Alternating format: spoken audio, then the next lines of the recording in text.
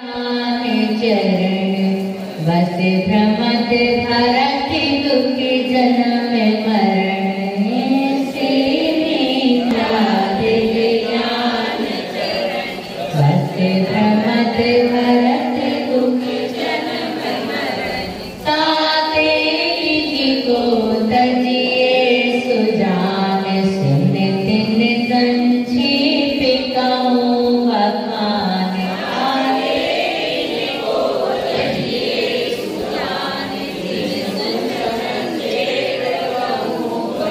पढ़िए सभी लोग।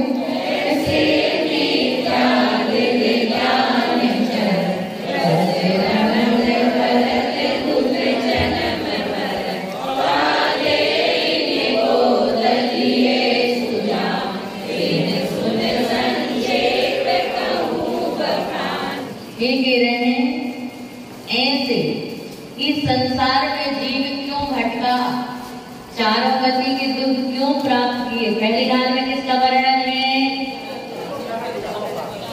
दुख का। किसका वर्णन है? दुख बताए हैं। दूसरी डाल में दुख के कारण।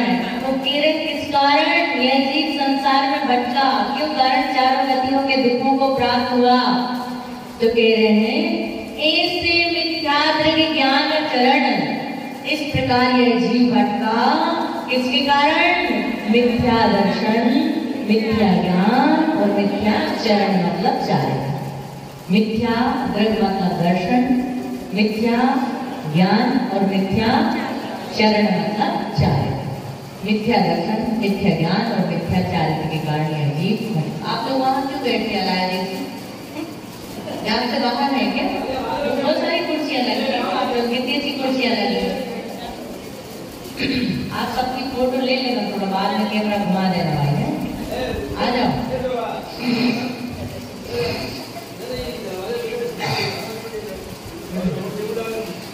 हाँ कितने अच्छे तीनों चश्मा वाले एक साथ।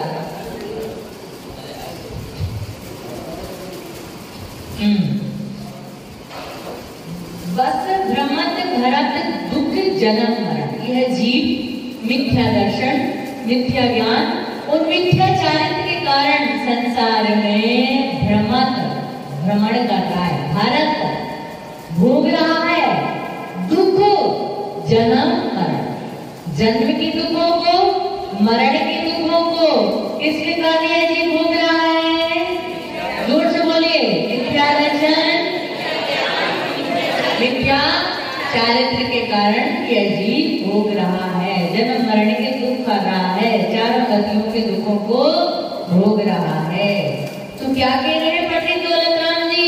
ताते इसलिए, तजिए छोड़िए सुजान। किसको कह रहे हैं? किसको कह रहे हैं ये बात? सुजान, बुद्धिमान। हे बुद्धिमान हो, हे ज्ञानी हो, तुम इनको छोड़ो, मिथ्या दर्शन, मिथ्या ज्ञान, मिथ्या चारित्र को छोड़ो। तिन सुन संक्षेप कहूँ बखान, उस मिथ्या दर्शन, मिथ्या ज्ञान और मिथ्या चारित्र का मैं संक्षेप से वर्णन करूंगा, उसे सुनो। जब तक हम बिन जाने ते दोष गुणन को कैसे तजिएंगे, यदि हम गुणों को समझेंगे नहीं और दोषों को जानेंगे नहीं, तो कहते हैं कि हम वस्तु स्थिति को समझ नहीं पाएंगे और जो छोड़ना चाहिए उसे छोड़ नहीं पाएंगे, जो ग्रहण करना चाहिए उसे ग्रहण नहीं कर पाएंगे। इसलिए क्या करना है? इन सभी चीजों को छोड़ना है। किसको छोड़ना है? मिथ्या चारित्र को छोड़ना है। वहां कुर्सी, भाभी जी कुर्सी लगी हुई है, आप लोगों के सिंहासन लगे हुए हैं, आराम से बैठिए, निर्विकल्प होके। समाज के लोगों ने बहुत अच्छी व्यवस्था आपके लिए बनाई है, सब चारों के चारों चश्मा वाले एक साथ, पांचों को पांचों बैठ लाइए। ये बात भी तेरी समझ में आ गई? बताइए इसका क्या है? और बताइए, बैठ के बताइए उसी में, उसमें पढ़ के बताइए।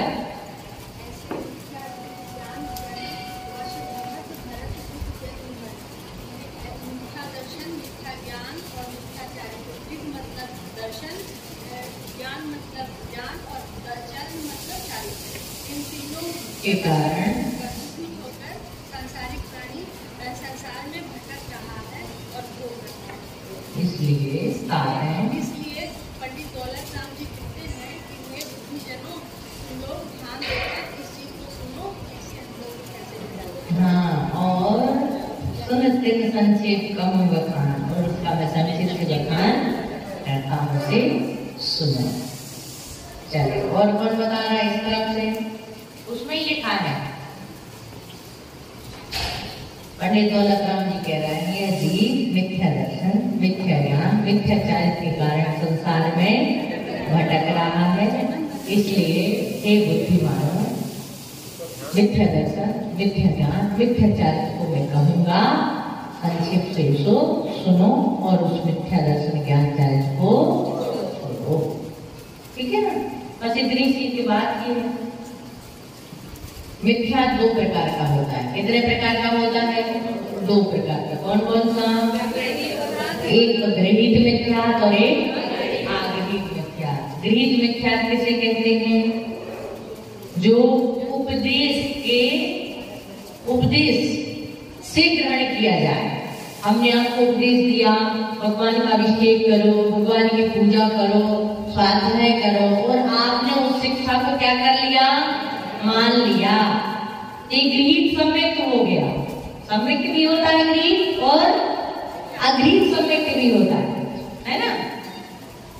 जिसको निसर्गज और अधिगमज के भेद से हम जानते हैं। ठीक है ना? तो अभी आप इतना ही लिख लो। मिथ्यात्व कितने प्रकार का है? दो प्रकार के। कौन कौन सा?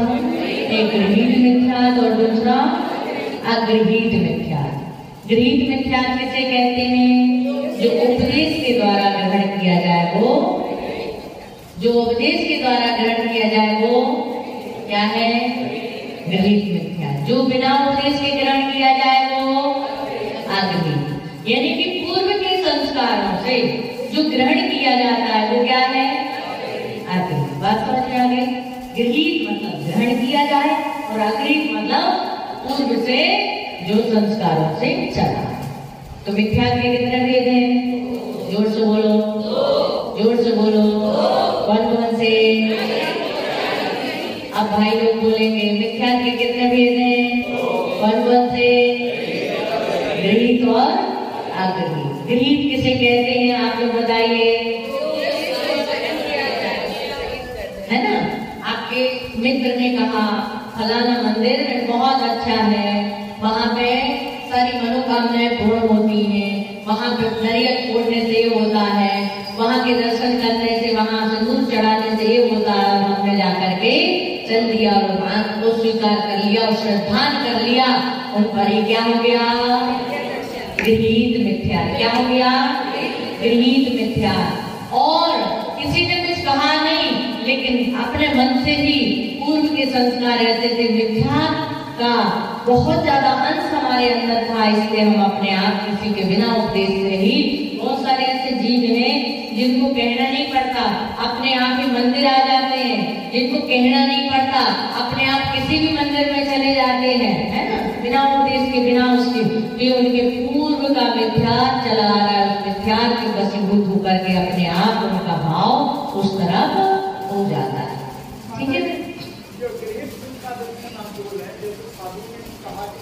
पहले तो आप ये खोलिए, बात समझ में नहीं आती। आप लोगों ने साधु संत में जो कहा कि दर्शन करो, कलश करो, स्वाध्याय करो, आपके करने से करने लगो। ये गृहीत मिथ्यात्व नहीं है, ये गृहीत सम्यक है, जिसको कहेंगे निसर्गज अधिगमज के भेद से सम्यक के दो भेद हैं।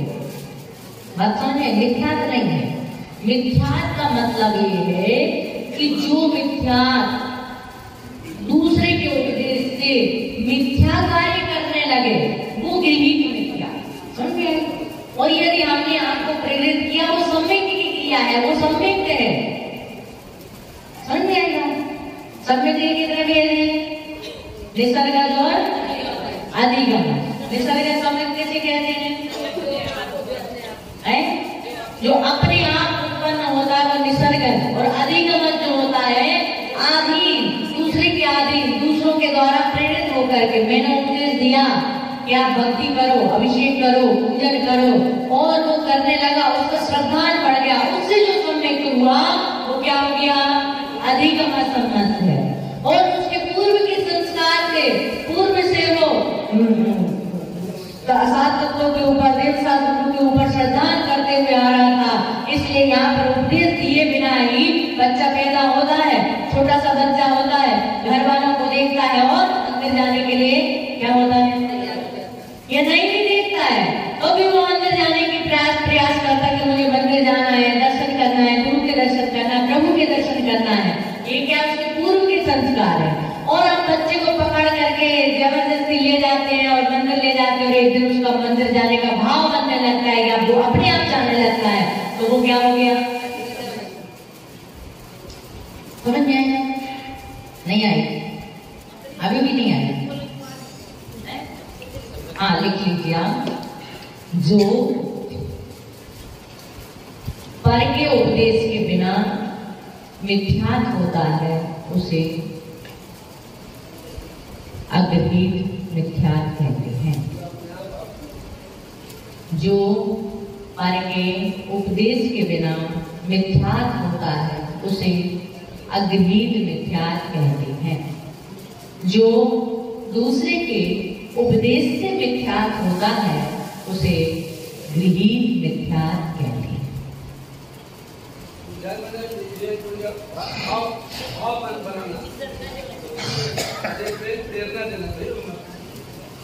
एक तो क्या है कि गुरु ने उपदेश दिया खोटे साथ पढ़ने का, कौन से गुरु ने, मिथ्या गुरु ने, और हम उनसे प्रभावित होकर के उन्होंने जो खोटा उपदेश दिया उस खोटे उपदेश को हमने स्वीकार कर लिया, वो कौन सा मिथ्यात हो गया, गृहीत। ठीक है,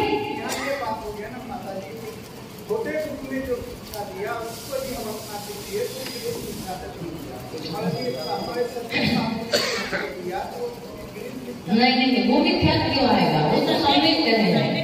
सम्यक व्यवस्था अलग है, मिथ्या व्यवस्था अलग है। सम्यक 2 प्रकार का है, निसर्गज और अधिगमज। उसके नाम क्या है, वहाँ गृहीत और अगृहीत नहीं है, वहाँ उसका नाम क्या है, सम्यक का प्राप्ति के 2 कारण कौन से हैं, निसर्गज तन्नी सर्गात अधिगमज।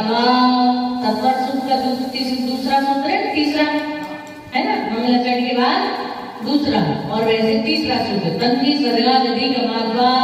निसर्गज और अधिगमज के वेद से सम्यक दर्शन 2 प्रकार से होता है। एक तो पूर्व के संस्कारों से सम्यक होता है, एक वर्तमान के संस्कारों से सम्यक होता है।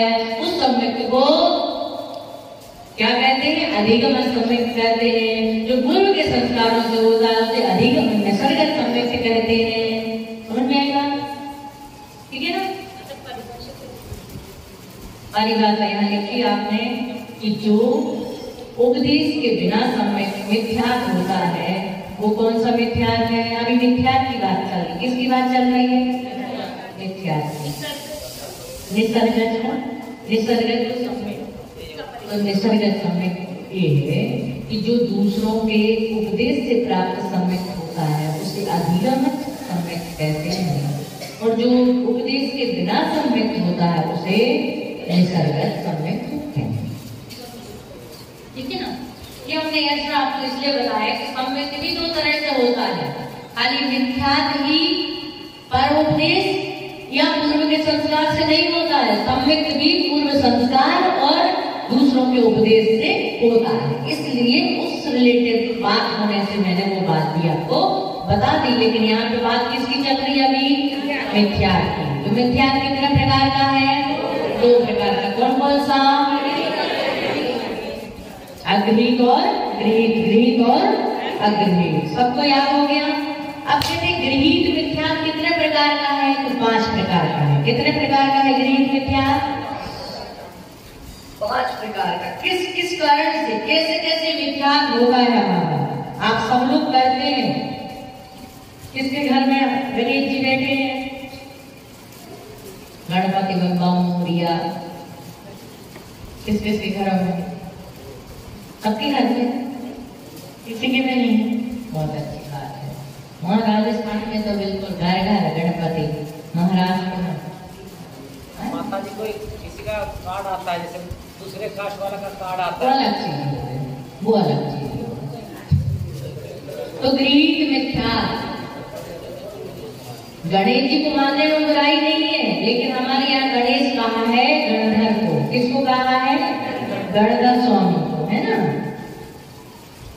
चले अब यहाँ पे चलते। गृहीत मिथ्या कितने प्रकार का है? 5 प्रकार का। कितने प्रकार का गृहीत मिथ्या? अब समझिए, सब लोगों में समझने की बात है। लिख लीजिए, एकांत मिथ्या। कौन सा मिथ्या? एकांत मिथ्या। दूसरा विपरीत मिथ्या।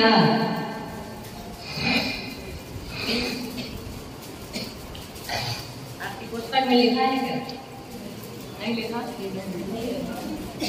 चलिए लिख लीजिए। गृहीत मिथ्या, एकांत मिथ्या, विपरीत मिथ्या,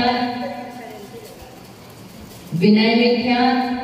फिर इनकी हम परिभाषा बताते हैं आपको। एकांत आप लोग को पढ़ते ना, आलोचना पाठ क्या पढ़ते? विपरीत एकांत विनय के, संशय जाने को नय के, बचते नहीं जाए कहीं। हाँ वही बोल रहे ना, वो भगवान को सुनाने के लिए पढ़ते ना हम, इसलिए जैसे अपने आप को सुनाने के लिए पढ़ेंगे सब याद आ जाएगा। तो कौन कौन सा मिथ्या है? एकांत, विपरीत, विनय, संशय और अज्ञान। आपको याद नहीं आया तो याद कर लेना। कौन सी क्या पढ़ेंगे? फिर से बोलना आप लोग। विपरीत एकांत विनय के, बस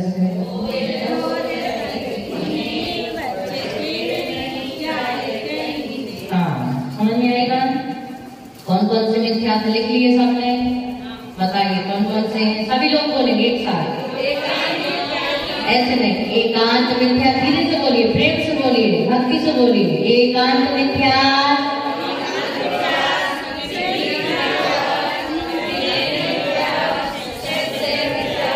आप जब देख के बोलो ना, आपके पास लिखे हुए हैं ना, फिर उसे लिखा है ना हमने, तो देख के बोलो, व्यवस्थित बोलो। कोई संशय बोल रहा है, कोई अज्ञान बोल रहा है, कोई विपरीत बोल रहा है। फिर से बोलिए।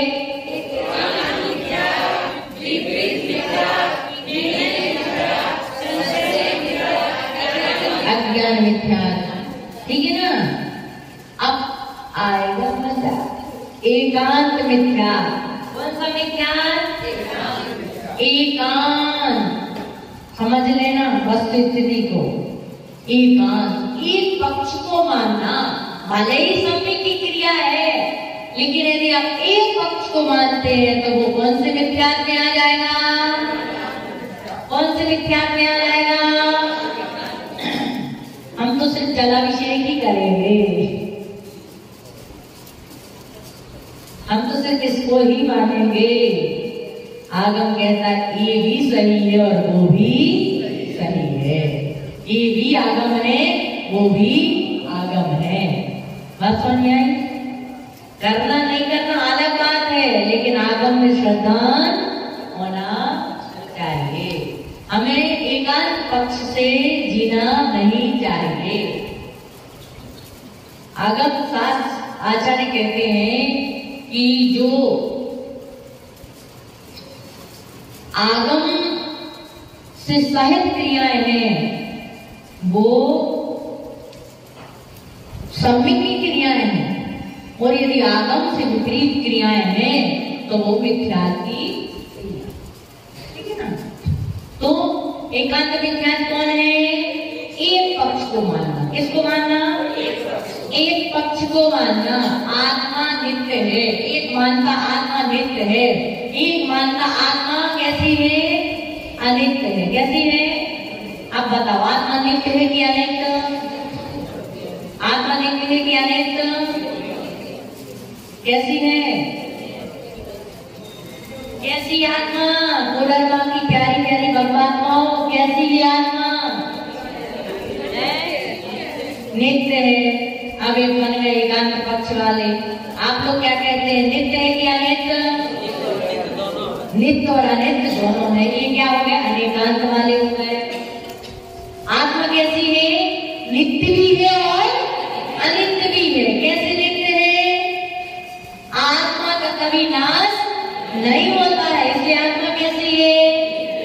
लेकिन इस पर्याय से उस पर्याय में, उस पर्याय से उस पर्याय में जाती है। पर्यापेक्ष कैसी है? अनित्य। द्रव्य अपेक्षात्मा नित्य है और पर्याय अपेक्षात्मा कैसी है? अनित्य। बात समझ में आई? एकांत पक्ष की बात समझ में आई कि जो दोनों वस्तुओं को मानता है, स्वीकारता है, वो स्यादवादी है, वो सम्मिक्ति है, और जो एकांत पक्ष को मानता है वो क्या है? मिथ्यादर्शी। क्या है? ऐसी बहुत सारी चीजें हैं, बहुत सारी चीजें हैं। बोले पंचम काल में मुनि होते ही नहीं है। क्या नहीं होते हैं? जबकि मुनि कब तक रहेंगे? सच्चे मुनि पंचम काल के अंत तक। एक मुनि होगा, एक कारिका होगी, एक श्रावक होगा, तो एक श्राविका होगी, लास्ट तक। और हमने कह दिया कि अभी तो है ही नहीं। हमारे आचार्य कहते हैं कि हम पहचान कैसे करेंगे? पहचान कैसे करेंगे कि सच्चे मुनि कौन से हैं? हमने सोच लिया कि भी होते ही नहीं है, या है तो हमें पहचान नहीं है। यदि अध्यक्ष जी सोने चांदी की दुकान है किसी की, सब कपड़े वाले,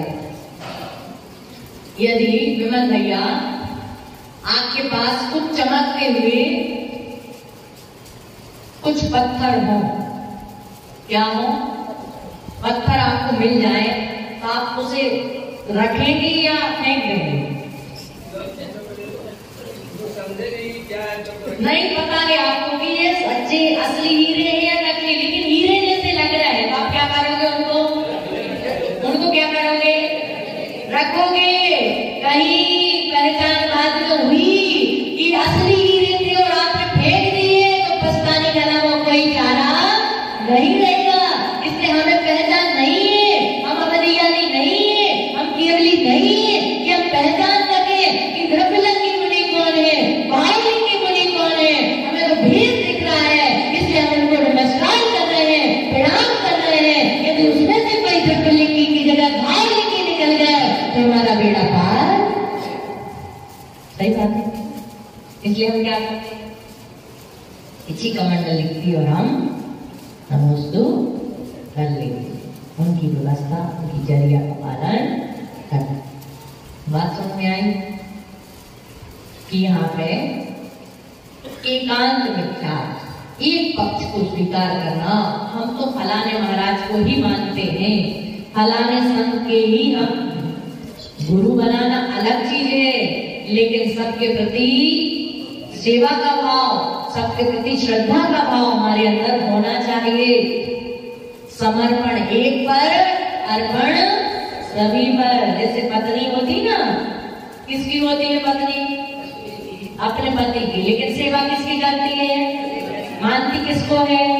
सबको मानती है, मेरी सास है, मेरे ससुर है, मेरे देवर है, जेठ है, और सबका ध्यान रखती है।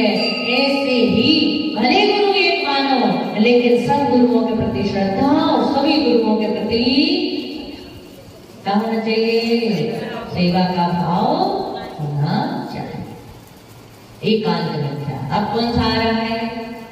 विपरीत मिथ्या। ये छेड़ा वाला जूस निकाल है, बड़े ध्यान से, बड़ी तटस्थता से, बड़े प्रेम से इसको सुनना और समझने का प्रयास करना। विपरीत मिथ्या। कौन सा मिथ्या? विपरीत का मतलब उल्टा, जैसा है उसके विपरीत श्रद्धान करना। ये कौन सा मिथ्या है? विपरीत मिथ्या। फिर आता है कौन सा? विनय मिथ्या। कौन सा मिथ्या? विनय मिथ्या। सब भगवान एक से हैं, सब गुरु एक जैसे हैं। सब गुरु से मतलब दिगंबर गुरु को छोड़ करके अन्य जो गुरु है सब कैसे हैं? कैसे हैं? बराबर है। लिख लो आप लोग, लिख लो बराबर है। कई गुरु माता जी ने पढ़ाया था बराबर है, लिखना नहीं है, इसको समझना है। क्या? नहीं तो कई माता जी ने सब बराबर है, सबको नमस्कार करना ही लिखाया, पढ़ाया है ना? ये क्या है?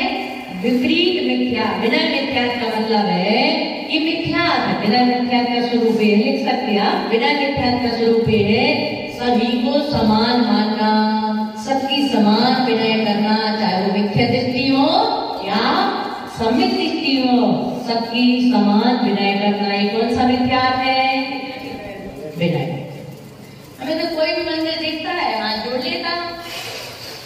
कहाँ हाथ जोड़ना है? कहाँ हाथ जोड़ना है? बोलो ना। और यदि आपने सासू के हाथ जोड़ लिए, सासू के पैर पड़ लिए, तो आपको मिथ्यात्व का दोष लगेगा कि नहीं? लगेगा कि नहीं? क्यों नहीं लगेगा? क्योंकि वहां हम सासू मान करके क्या कर रहे हैं? उनकी विनय कर रहे हैं या उनका आदर कर रहे हैं। विनय नहीं कर रहे, क्या कर रहे हैं हम? आदर। आदर नहीं बोलते ना, बड़े लोगों को क्या बोलते हैं? आदर। तो हम आदर कर रहे हैं, ना कि उनकी क्या कर रहे हैं? विनय कर रहे हैं। और क्या होता है? सम्मान। आदर का मतलब होता है सम्मान। विनय का मतलब होता है कुल श्रद्धा के साथ झुकना, मन से, वचन से और काया से। आपने पढ़ा था पहले त्रियोग संहार के, जब हम भगवान को नमस्कार करते हैं तो मन से, वचन से और काया से। और जब हम बड़े बुजुर्गों के चरणों को छूते हैं, वहां भी भाव हमारा होता है कि हमारे बड़े हैं। क्या है? हमसे बड़े हैं, गुणों में बड़े हैं, उम्र में बड़े हैं, अनुभव में बड़े हैं, तो इसलिए हमें उनका क्या करना चाहिए? आदर करना चाहिए, सम्मान करना चाहिए। सम्मान करने से प्रेम भाव बढ़ता है, वात्सल्य बढ़ता है। उस भावना से हम क्या करते हैं? उनके चरण छूते हैं। दामाद आता है तो क्या मान के उसका टीका आरती उतारते? आप क्या मान के उतारते? दामाद है हमारे, क्या है कि भगवान मान के उतारते हैं।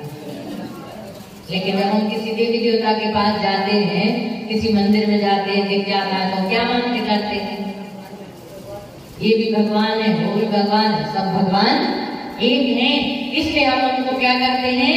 उनको नमस्कार करते हैं, प्रणाम कर लेते हैं। तो हमें मिथ्यात्व का दोष लगता है। सब गुरु बराबर है, कोई भी गुरु मिल जाए उनके चरण हम छू लेंगे। हमारे लिए तो सब गुरु बराबर है, तो सब गुरु बराबर नहीं है। अभी आएगा गुरु कौन है? गुरु मिथ्यात्व दृष्टि गुरु कौन होते हैं? सम्यक दृष्टि गुरु कौन होते हैं? सारी बातें अभी आएंगी इसमें। अब कौन सा मिथ्यात्व है? संशय मिथ्यात्व। अब मैं शनि मंदिर जाऊं कि पार्श्वनाथ भगवान के मंदिर जाऊं? हैं? मैं हनुमान के मंदिर जाऊं कि मुनीश्वरनाथ के मंदिर जाऊं? ये क्या है? क्या करने से पुण्य मिलता है? वहां करने से मिलता है कि यहाँ करने से मिलता है? ये संशय बना रहना। ये मैं जो कार्य कर रहा हूँ, इससे मुझे कुछ मिलता है या नहीं मिलता है, ये क्या है? संशय।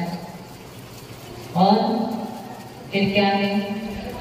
अज्ञान मिथ्यात्व। अज्ञान में तो कुछ भी अहित का विवेक न होने से अथवा तत्वा क्रियाएं कुछ भी कर लेना। कोई के बलि चढ़ा दे तो चढ़ा देना। बोले उसकी नहीं चढ़ाएंगे, लेकिन किसकी चढ़ा देंगे? आटे की तो चढ़ा ही देंगे। तो ये क्या है? पूरे हित अहित का पूर्ण रूप से विवेक हो जाना, उसको क्या कहते हैं? अज्ञान मिथ्या। बात समझ में आ रही?